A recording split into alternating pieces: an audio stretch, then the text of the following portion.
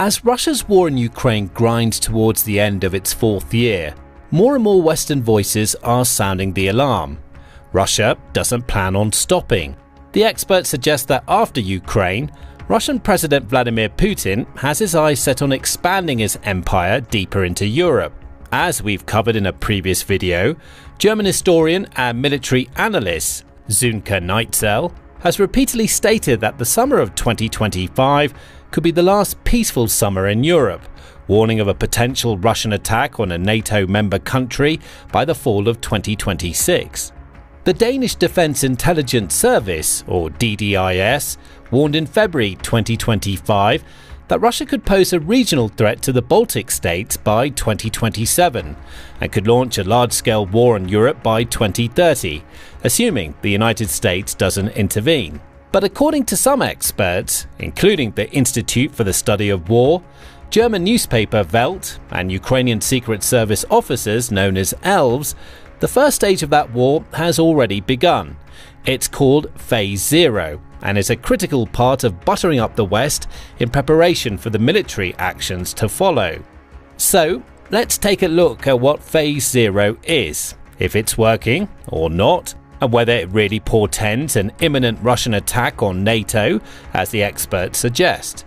In a nutshell, in Russian strategic thinking, Phase Zero is the phase of war before the actual shooting starts. It involves troop build-ups, cyber attacks, and reconnaissance operations near NATO borders, all of which have been clearly observed in recent months. But most importantly, it involves informational and psychological warfare tactics. The idea behind these subversive psychological tactics is that if the nation targeted for invasion can be sufficiently destabilized and divided beforehand, an invasion will be that much easier to pull off. As nefarious as this kind of subtle stage setting is, it's a far cry from the original Cold War era Russian plan for war with the West, and that's probably a very good thing. In the 1960s, Soviet military planning shifted from the mostly defensive posture adopted under the leadership of Joseph Stalin to a more offensive strategy. After Stalin's death, the Warsaw Pact nations, the Soviet Union, Albania, Bulgaria, Czechoslovakia, East Germany, Hungary, Poland and Romania, concluded that a NATO attack was inevitable and that a preemptive first strike was the best response. They developed war plans that envisioned a large-scale offensive blitzkrieg aimed at conquering Western Europe within days. Most alarmingly, the plans included the liberal use of nuclear weapons, both strategic and tactical, to destroy major Western European cities and military targets like Hamburg, Bonn, Munich, Amsterdam, Brussels and Vienna, as well as in Denmark and Italy. This was far from just a theoretical exercise, but a serious blueprint, with the necessary command structures and nuclear weapons established and placed at the ready. Fortunately, as the Cold War progressed and the likelihood of a NATO first strike reduced in the Soviet mind, the policy relaxed somewhat. In its place emerged a new, more subversive plan, which appears to have laid the foundation for the Phase Zero operations now taking place. The beans of the plan were spilled back in the 1980s by Yuri Bezmenov, a former KGB agent who defected to Canada in 1970. In a 1984 interview with libertarian journalist and author G. Edward Griffin, he described a four-stage plan designed to achieve long-term psychological warfare and ideological subversion, which he referred to as a great brainwashing. The initial phase, known as demoralization, was estimated to require 15 to 20 years and consisted of a systematic effort to infiltrate American institutions such as academia, media, and political parties with Marxist-Leninist ideology. The goal was to alter how the general population perceived reality.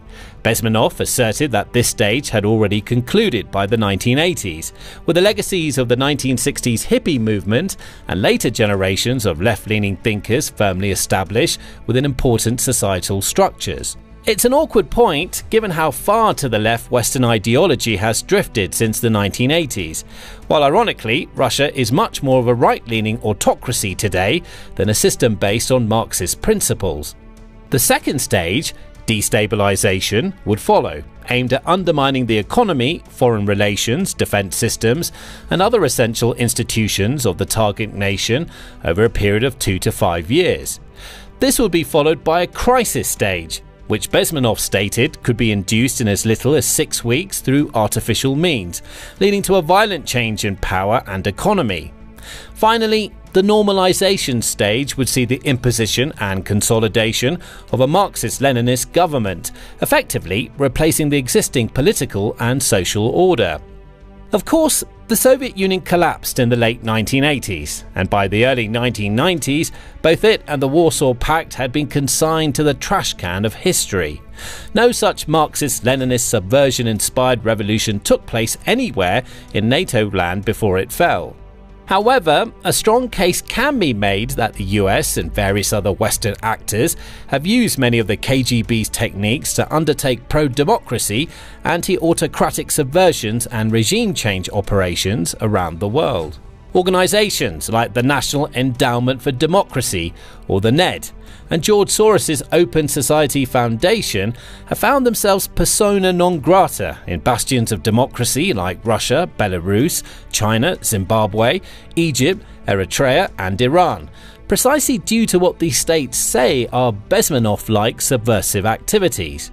Legendary activist Gene Sharp also appears to have dipped heavily into the KGB playbook in crafting his seminal work on how to organize non-violent revolutions from dictatorship to democracy. Drawing on ideas from Gandhi, A.J. Muste, Henry David Thoreau, and by the looks of it, the KGB, Sharp developed a systematic theory of non-violent action, identifying 198 pragmatic methods for challenging authoritarian regimes without resorting to violence.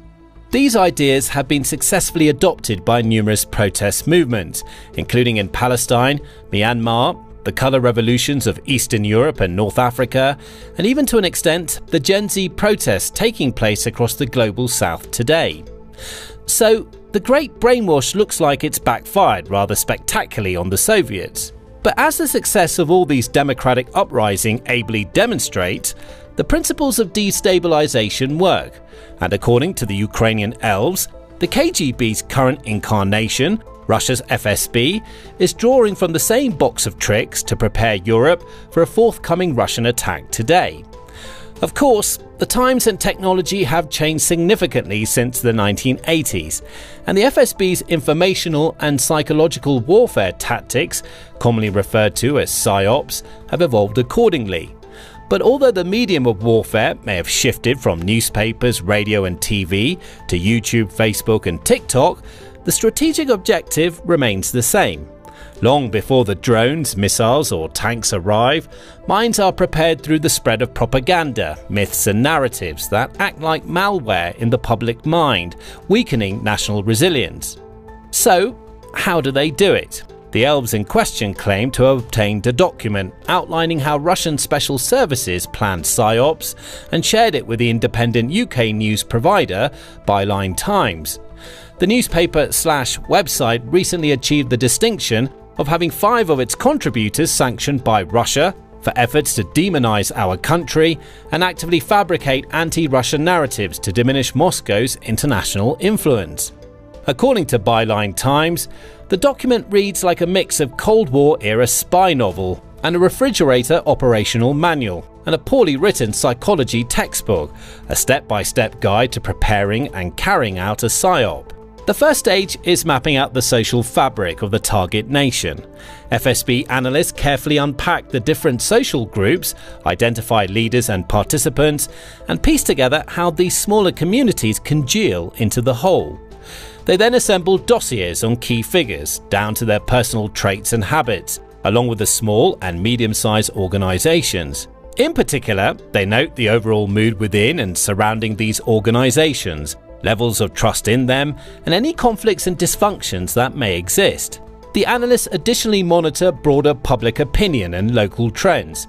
They're hunting for loose links and other vulnerable elements that can be exploited, psychological weak spots in the targeted society that can be attacked. However, what this analysis reveals, it has to be tempered by what the FSB is physically able to accomplish. That's the second phase of their planning, getting a handle on their operatives' resources and the operational environment. In terms of their own operatives' capabilities and resources, they're looking to answer questions like these. How many operatives are available for the operation?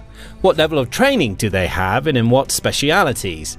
What technical or informational psychological weapons are available for the operation? What sources of influence are available to reward or coerce operatives?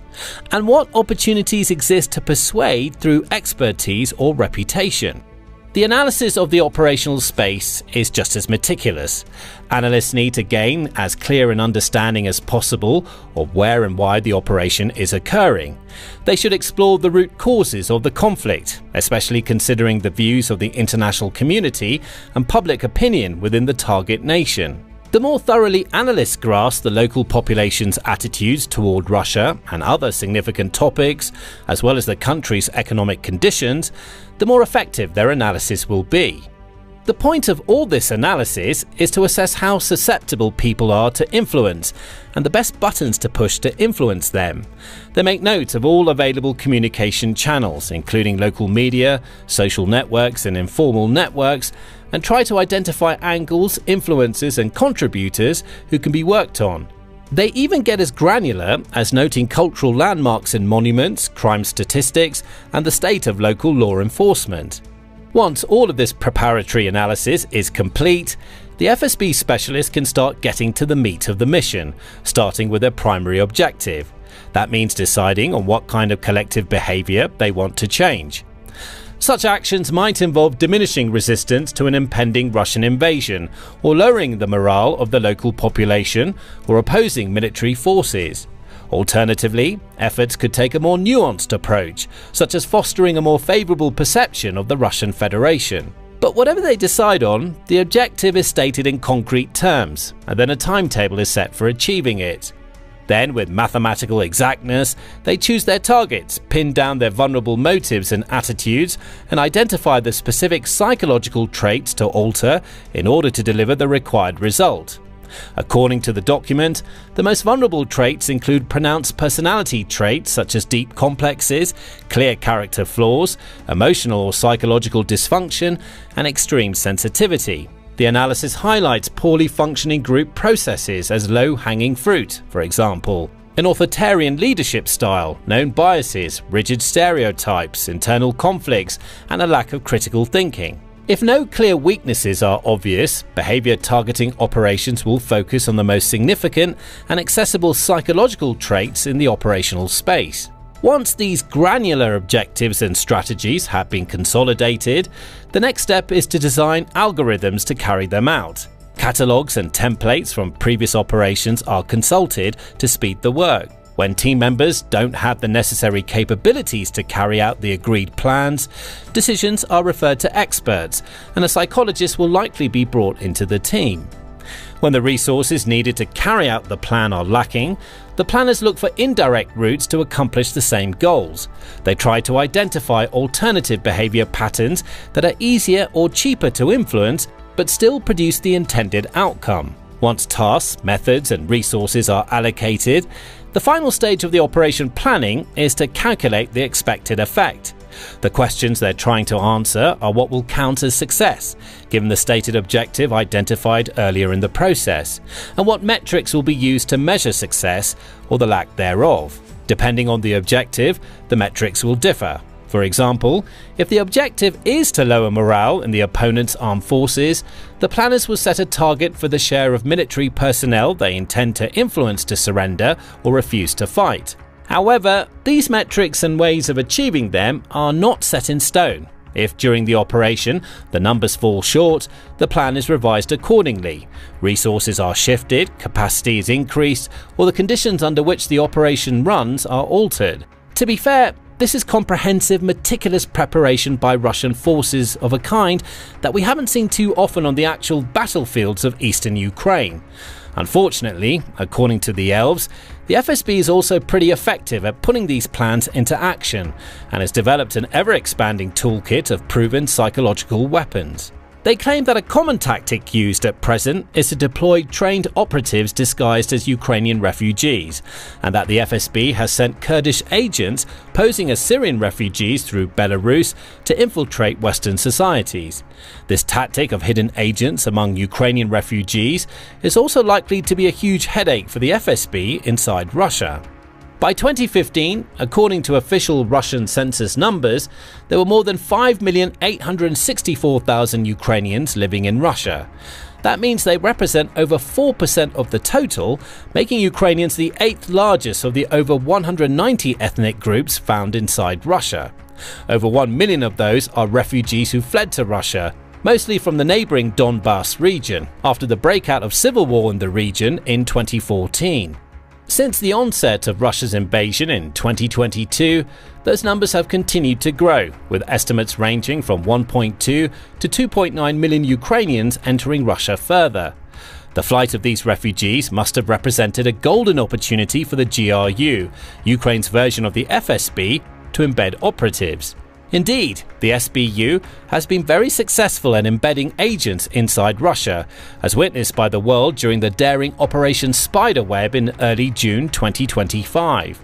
Using agents deeply embedded in several Russian cities and equipment carefully smuggled into the country, the GRU launched a devastating attack on Russia's strategic bomber fleet at several air bases, according to Ukrainian intelligence sources. Drones were launched from specially modified trucks close to the airfields housing the bombers, catching the Russians completely off guard and causing much expensive, humiliating damage. According to Zelensky, the command center for the operation inside Russian territory was actually situated right near a local office of Russia's FSB security service. But there are other signs that the GUR is hard at work using very similar tactics to the Russian schemes revealed by the elves. In October 2024, Russia's investigative committee, which probes major crimes, warned that both young and elderly Russians faced a growing risk of being coaxed by foreigners into committing sabotage. A month later, the FSB claimed that it had foiled a NATO-backed Ukrainian attempt to recruit members of Russia's youth army, which has been likened in the West to the notorious Nazi Hitler Youth organization. The FSB alleged that Ukraine's GUR intelligence service sent phishing emails to schools in Moscow and the surrounding region after intercepting and altering messages from the youth army and the avant-garde military patriotic education center. Ukraine's defense ministry sought to collect personal data on adolescents for their potential recruitment and involvement in intelligence and subversive activities against Russia's security, their statement read. More recently, in November, the FSB claimed it had foiled a sophisticated plot allegedly orchestrated by the GUR with support from British intelligence to hijack a MiG-31K interceptor aircraft armed with a Kh-47M2 Kinzhal hypersonic missile. According to them, the operation aimed to recruit a Russian Air Force pilot through encrypted channels, offering $3 million and promises of Western citizenship in exchange for flying the aircraft to a NATO airbase in Constanța, Romania, as a false flag provocation. The FSB stated that the pilot reported the approach to his superiors, leading to the exposure of foreign handlers and the successful disruption of the plan before execution. However, to date, neither the GUR nor the British Ministry of Defence has publicly commented on the allegations, and there's been no independent verification of the claims. Now, it's unclear whether similar FSB activities inside Ukraine have yielded such spectacular results as Operation Spiderweb. The elves point to FSB activities inside Ukraine pre-invasion, aimed at making the Russian invasion seem inevitable by circulating gossip and secret information. Narratives such as "it's already decided" were deliberately spread through covert networks to prepare the local population to accept occupation. However, it's worth noting that by publishing a story with sensationalist headlines like "Russia's Phase Zero is here" and "War with NATO is now inevitable, experts warn," the Byline Times is assisting the GUR to do the same thing. They're stoking the fears of an inevitable invasion that is, at this stage, nowhere near certain to take place. Experts like Anatol Lieven and the Quincy Institute for Responsible Statecraft have argued that Russia lacks both the capability and the intention to launch a conventional invasion of NATO member states or the EU. This assessment is based on a combination of Russia's strategic priorities, military limitations, and consistent statements from Russian leadership. They make the case that Russia's primary focus has been on Ukraine, which it views as integral to its national security and historical identity, rather than on expanding into Western Europe. Indeed, if Russia is, as many believe, losing the war in Ukraine and on the verge of financial collapse, it's difficult to see how it can manage to pit itself against the larger, more powerful NATO forces, even if Putin so desired. The Russians, for their part, have been adamant since day one of the invasion that they have no intention or plans to invade Europe further. At the UN General Assembly in September, Russia's Foreign Minister Sergei Lavrov stated that his country had no intention of attacking EU or NATO member states, but warned of a decisive response to any aggression directed towards Moscow. Putin dismissed Western concerns about a potential Russian invasion of Europe as nonsense and impossible to believe, calling the claims absurd. "Cool down, sleep calmly," he condescendingly commented. However, in this regard, perhaps economic commentator Gerald Celenta's observation that when all else fails, they take you to war bears consideration. He was commenting on the tendency of embattled governments to seek to pin the blame for their domestic troubles on an external enemy, directing the wrath of the public away from themselves. This often results in the nation finding itself at war. If Russia is clearly losing the war and facing rising discontent due to the economic hardships domestically, Putin and the hardliners behind him may well feel that expanding the war is the best way out of a bad situation. Then again, the same may be true in Europe. Perhaps it's not a coincidence that many of the countries facing the deepest economic problems and political discontent, such as Germany, the UK and France, are also the ones where the calls for preparations for war with Russia are loudest.